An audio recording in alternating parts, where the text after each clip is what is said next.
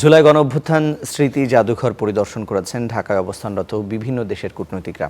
জনসাধারণের জন্য উন্মুক্ত করার আগেই কূটনীতিকদের জাদুঘরটি পরিদর্শন করে দেখানো হয়।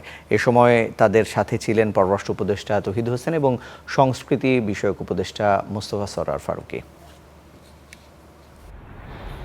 সাবেক গণভবনের এই কমপ্লেক্সে কূটনীতিকরা হয়তো অনেকবারই এসেছেন, কিন্তু এবার এলেন এক ভিন্ন প্রেক্ষাপটে। সেই গণভবন এখন আর কোনো সরকার প্রধানের বাসভবন নয়, এটি জুলাই স্মৃতি জাদুঘর। সাধারণের জন্য খুলে দেওয়ার আগেই জাদুঘরে এলেন বিশ্বের বিভিন্ন দেশের কূটনীতিকরা। প্রায় 2 ঘন্টা ধরে পুরো জাদুঘরটি তাদের ঘুরিয়ে দেখান পররাষ্ট্র উপদেষ্টা তৌহিদ হোসেন ও সংস্কৃতি উপদেষ্টা মোস্তফা সরোয়ার ফারুকী।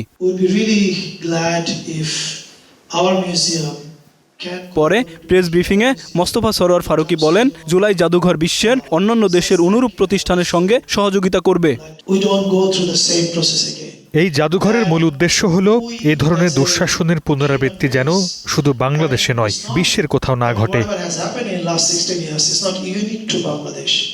পররাষ্ট্র উপদেষ্টা এম তৌহিদ হোসেন বলেন, এই জাদুঘর শেখ হাসিনার দুঃশাসনের বিরুদ্ধে জনগণের সংগ্রামের স্মৃতিকে ধারণ করবে।